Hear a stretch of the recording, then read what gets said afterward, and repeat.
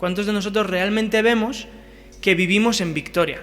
Y resulta que claro, la Biblia nos habla mucho sobre este tema y sobre lo que es la lucha espiritual. Y creo que muchas veces lo que nos pasa es que no lo conocemos y no aplicamos esas verdades. Alabemos al Señor por sus bondades y por la victoria que Él nos da en Cristo.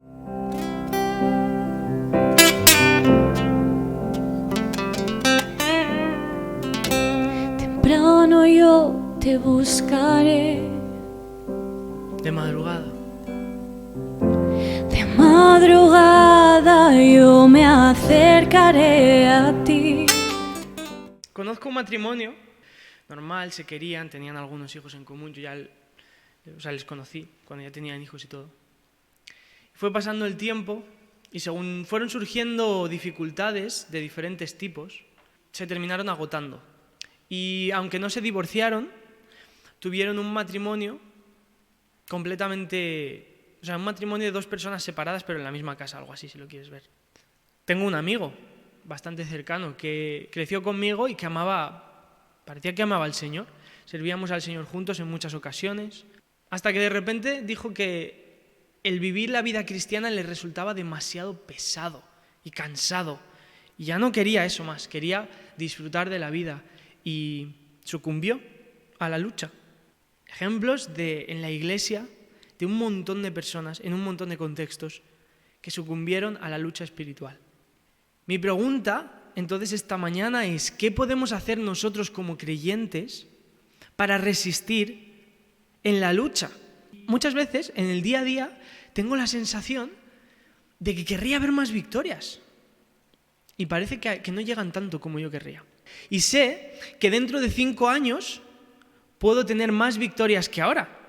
Si aplico lo que la palabra de Dios dice sobre la lucha espiritual, y por eso es importante este mensaje. Pero lo primero que vamos a ver es que si no entiendes bien, si no tienes bien mentalizado e interiorizado cuál es tu lucha, es imposible que puedas realmente luchar como es debido.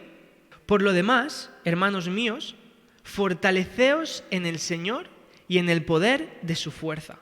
Porque no tenemos lucha contra sangre y carne, sino contra principados, contra potestades, contra los gobernadores de las tinieblas de este siglo, contra huestes espirituales de maldad en las regiones celestes. Lo que la Biblia nos explica es que nosotros hemos sido colocados en lugares espirituales y que nuestra lucha ha sido vencida por Cristo. Porque fijaos, dice, contra huestes espirituales de maldad en las regiones celestes. ¿Quién está sentado en las regiones celestes? Veíamos la semana pasada. Cristo, en victoria, con total autoridad y poder, dice Pablo aquí a los Efesios en el capítulo 1. Y nosotros estamos sentados con Él. Dicho esto, entonces, muchas veces queremos intentar buscar soluciones como tiritas que solucionen a veces nuestros problemas. Y no entendemos y nos olvida que nuestra lucha es espiritual. ¿Qué estás haciendo tú? Es mi pregunta para ti. Ahora mismo, para recordar esta lucha espiritual que existe y en la que tienes victoria por Cristo. Tengo que luchar con las armas espirituales que Dios me ha dado. Y ahora es donde ya se hace más importante todavía el segundo punto, que es lo que vamos a estar viendo ahora y un poco la semana que viene con respecto a la armadura. ¿Cuál es la armadura que Dios nos da para luchar la lucha espiritual? ¿Qué debes hacer? ¿Qué debemos hacer tú y yo para poder tener victoria en esta lucha?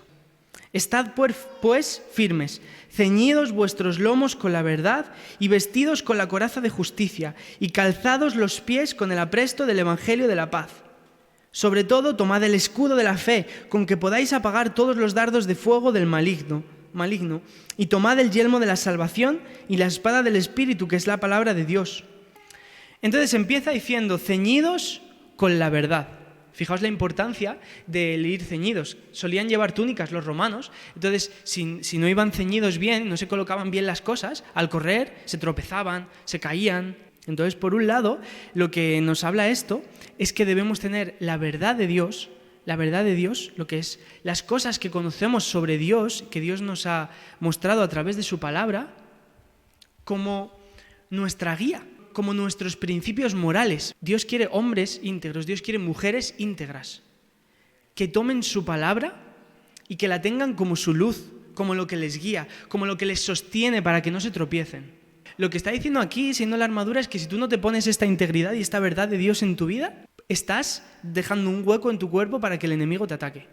Vestíos con la coraza de justicia. La coraza es lo que se ponen en el pecho. Entonces, por un lado está la justicia de Dios. Si nosotros nos hubiésemos presentado delante de Dios en un juicio, con nuestros pecados hubiésemos sido hechos culpables. Pero de repente llega Cristo y paga por nosotros, y entonces el juez, que es Dios Padre, nos considera justos. Pero además de esto, la justicia aquí se refiere a vivir con una vida que sea digna de la salvación que Cristo nos ha dado. Vivir una vida que agrade a Dios. Si no luchamos por vivir según la justicia de Dios, entonces tenemos un gran hueco en nuestra lucha y podemos ser atacados. Y calzados los pies con el apresto del Evangelio de la paz. El apresto aquí significa la disposición de compartir el Evangelio con otras personas. El hecho de vivir una vida en la que no queremos evangelizar está abriendo un hueco en nuestra armadura cristiana. Cristo te perdona por su gracia. Si se te olvida este Evangelio, dejas de estar firme, dejas de avanzar. Sobre todo, dice ahora en el versículo 16, tomad el escudo de la fe con que podáis apagar todos los dardos de fuego del maligno. Pues ese es el objetivo del enemigo. Un dardito que puede ser un argumento con respecto a teología que nunca habías pensado, una pequeña duda. Dudas que el enemigo va metiendo. ¿Seré suficiente? ¿Me perdonará de verdad Dios? ¿De verdad Él ha hecho todo o tengo que hacer yo cosas para salvarme? ¿Pero Dios de verdad será real?